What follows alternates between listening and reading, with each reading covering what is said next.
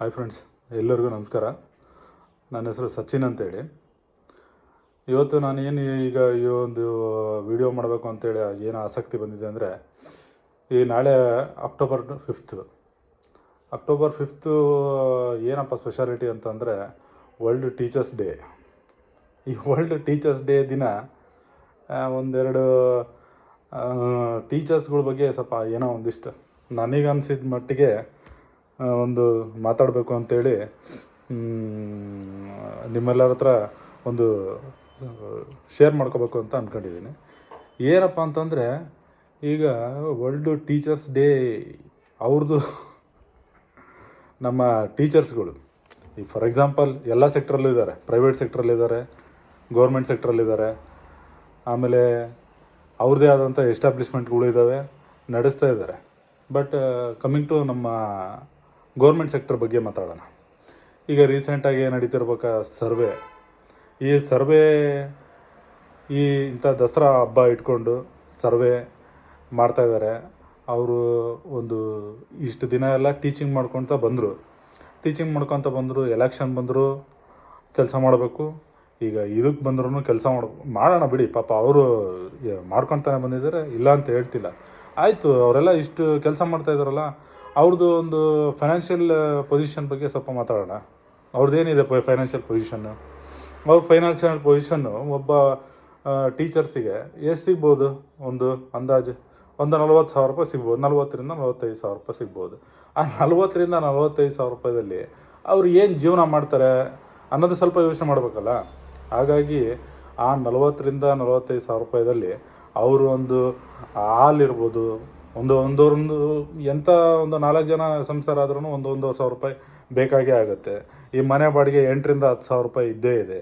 ಅದ್ರ ಜೊತೆಗೆ paper bill, light bill, ಅವು ಆಮೇಲೆ ಹುಡುಗ್ರದ್ದು ಅವ್ರದ್ದು ಏನೋ ಒಂದಿಷ್ಟು ಫೀಸ್ಗಳು. ಈಗ 2 ಜನ ಮಕ್ಕಳಿದ್ದಾರೆ ಅಂತಂದರೆ ವಾರ್ಷಿಕ ಬಿಡಿ, ಅದು ತಿಂಗಳಿಗೆ ಕನ್ವರ್ಟ್ ಮಾಡಿದರೆ ಒಂದು 8,000 ರಿಂದ 10,000 ರೂಪಾಯಿ ಫೀಸ್ ಬಂದೇ ಬರುತ್ತೆ ಇಬ್ಬರ ಮಕ್ಕಳಿಗೆ. ಈಗೆಲ್ಲ ಇದನ್ನು ಮತ್ತೆ ಅಲ್ಪ ಸ್ವಲ್ಪ ಏನಾರ ಲೋನು ಅಂತ ಏನಾಗ ಒಂದು 2 ವೀಲರ್ ಬೈಕ್ ತೊಗೊಂಡಿದ್ರು ಅಂತಂದರೆ ಅದಕ್ಕೆ ಲೋನ್ ಕಟ್ಟೋದಕ್ಕೆ ಅಂತೇಳಿ ತೊಗೊಂಡ್ರೆ ಅವ್ರು ತಗೊಂಡಿರೋ 40,000 ರೂಪಾಯಿಗಿನ ಮೇಲ್ಗಡೆ ಅವ್ರು ಮೈನಸಲ್ಲಿ ಹೋಗಿರ್ತಾರೆ. ಅವ್ರದ್ದು ಇವತ್ತಿಂದ ಇದು ಅವ್ರದ್ದೊಂದು ಫೈನಾನ್ಷಿಯಲ್ ಪೊಸಿಷನ್. ಈಗ ಹಿಂಗಿಡ್ಕೊಂಡು ಅವ್ರ ಪಾಪ ಏನು ಟೀಚ್ ಮಾಡ್ತಾರೆ. ಈಗ ನಮ್ಮ ಗೌರ್ಮೆಂಟ್ ಶಾಲೆ ಹುಡುಗರುಗಳು ಪಾಪ ಅವ್ರು ಏನು ಕಲಿತಾರೆ, ಆದ್ರೂ ಎಲ್ಲರೂ ಟೀಚ್ ಮಾಡಲ್ಲ ಅಂತ ಹೇಳ್ತಿಲ್ಲ. ಆದರೆ ಈ ರೀತಿ ಇದ್ದರೆ ವಾತಾವರಣ ಅವ್ರಿಗಾದ್ರೂ ಎಲ್ಲಿಂದ ಅಷ್ಟು ಒಂದು ಟೀಚ್ ಮಾಡಬೇಕಾಗಿರೋಂಥ ಒಂದು ಎನ್ವಿರಾನ್ಮೆಂಟ್ ಸಿಗುತ್ತೆ. ಈಗಿರೋದ್ರಿಂದ ಅಟ್ಲೀಸ್ಟ್ ಈಗ ಒಂದು OPS ಅಂತ ಫೈಟ್ ಮಾಡ್ತಾಯಿದ್ದಾರೆ. 2004 ಈ ಕಡೆಗೆ 2004 ಈ ಕಡೆ ಅಪಾಯಿಂಟ್ಮೆಂಟ್ ಆಗಿರೋ ಟೀಚರ್ಸ್ ಅಟ್ಲೀಸ್ಟ್ ಒಂದು OPS ಕೊಟ್ಟರು. OPS ಅಂದರೆ ಭಾಳ ಜನ ಗೊತ್ತಿಲ್ಲ. OPS ಅಂತಂದರೆ ಪೆನ್ಷನ್. ಅವ್ರಿಗೆ ಪೆನ್ಷನ್ ಕೂಡ ಇಲ್ಲ. ಪೆನ್ಷನ್ ಅಂತಂದರೆ ಏನಪ್ಪ ಅಂತಂದರೆ, ಈ ಮುಂಚೆಲ್ಲ ಇತ್ತು, ರಿಟೈರ್ಡ್ ಆದಮೇಲೆ ನಮಗೆ ಅರ್ಧ ಸಂಬಳ ಬರೋದು ಅಂತೇಳಿ. ಅವರಿಗೆ 2004 ಈ ಕಡೆ ಆಗಿ ಬಂದಿರೋರಿಗೆ ಅದು ಪೆನ್ಷನ್ನೂ ಇಲ್ಲ. ಯಾರು ಸತ್ತರೆ ಫ್ಯಾಮಿಲಿಗೆ ಬೆನಿಫಿಟ್ ಆಗಂಗೆ ಅಟ್ಲೀಸ್ಟ್ 1/3 1/4 ಏನೋ ಕೊಡ್ತಾಯಿದ್ರು, ಅದೂ ಕೂಡ ಇಲ್ಲ. ಇಷ್ಟೆಲ್ಲ ಟ್ರಬಲ್ಸ್ಗಳ ಮಧ್ಯೆನೂ ಅವ್ರು ಏನೋ ಒಂದಿಷ್ಟು ಅವ್ರ ಮಕ್ಕಳನ್ನ ಓದಿಸ್ಬೇಕು ಅಂತ ಏನೋ ಒಂದು ಬಂದು ಡ್ಯೂಟಿ ಮಾಡ್ಕೊಂಡು ಹೋಗ್ತಾ ಇದ್ದಾರೆ.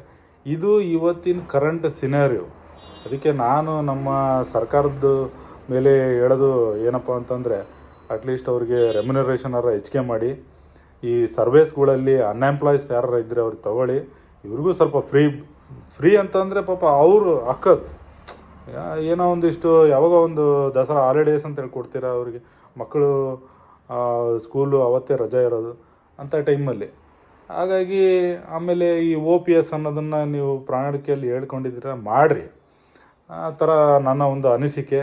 ಅವ್ರದ್ದು ಇವತ್ತು ನಮ್ಮ ಟೀಚರ್ಸ್ ಅಂದ ತಕ್ಷಣ ಪಾಪ ನಮ್ಮ ಸರ್ಕಾರಿ ಕೆಲಸದಲ್ಲೇ ಅವ್ರದ್ದು ಅಷ್ಟು ಒಂದು ಫೈನಾನ್ಷಿಯಲಿ ಮಾತ್ರ ನಾನು ಹೇಳೋದು, ಅವರು ಭಾಳ ಕಷ್ಟದಲ್ಲೇ ಇದ್ದಾರೆ. ಹಾಗಾಗಿ ಇವೆಲ್ಲವೂ ನೀವು ಕನ್ಸಿಡ್ರೇಷನ್ ಮಾಡಿಕೊಂಡು ಅವ್ರಿಗೇನಾರ ಒಂದಿಷ್ಟು ಫೈನಾನ್ಷಿಯಲ್ ಸ್ಕೀಮ್ಸ್ಗಳು ನೀವು ತರಬೇಕು. ಆಮೇಲೆ ಅವರು ಸಂಸಾರಗಳ್ನೂ ನೀವು ಮೇಲೆತ್ತಬೇಕು. ಈ ನಾಳೆ ವರ್ಲ್ಡ್ ಟೀಚರ್ಸ್ ಡೇ ಅಂತೇಳಿ ಸುಮ್ಮನೆ ನೀವು ಹೋಗ್ತೀರಾ, ಅಲ್ಲಿ ಒಂದೆರಡು ಭಾಷಣ ಮಾಡ್ತೀರಾ, ನಿಮ್ಮ ಅಧ್ಯಕ್ಷರುಗಳು ಅವರು ಇವರು ಎಲ್ಲರೂ ಸೇರಿಕೊಂಡು. ಅದೇ ರೀತಿ 5 ವರ್ಷ 4 ವರ್ಷದಿಂದ ಸುಮ್ಮನೆ ಹೇಳ್ಕೊಳ್ತಾನೆ ಬರ್ತೀರಾ. ಏನಾರೋ ಒಂದಿಷ್ಟು ಮಾಡಿದರೆ ಅವರಿಗೂ ಒಂದು ಗೌರವಾನ್ವಿತವಾಗಿ ಏನಾರು ಕೊಟ್ಟರೆ, ನೀವು ಸಂಬಳ ಅನ್ನೋದು ಚೆನ್ನಾಗಿ ನಡೆಸ್ತಾರೆ. ಆಮೇಲೆ ಇಂಟ್ರೆಸ್ಟ್ ತೊಗೊಳ್ತಾರೆ. ಇಂಟ್ರೆಸ್ಟ್ ತೊಗೊಳೋದಲ್ದಲೆ ಸರ್ಕಾರಕ್ಕೂ ಇಂಟ್ರೆಸ್ಟ್ ಬರುತ್ತೆ. ಎಲ್ಲದು ಇಂಟರ್ ಆಗಿರುತ್ತೆ.